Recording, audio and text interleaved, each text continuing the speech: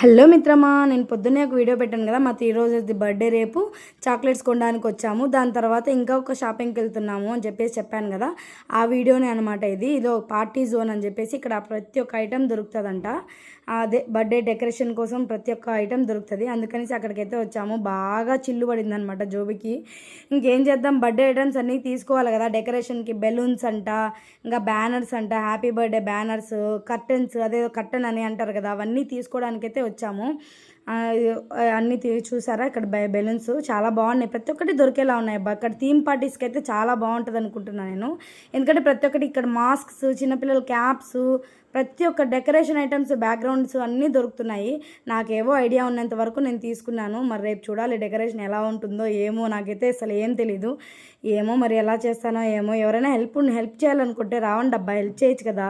ఈ వీడియో నచ్చితే లైక్ చేయండి. ఇంకా బర్త్డే వీడియోస్ వస్తాయి. Stay tune, subscribe.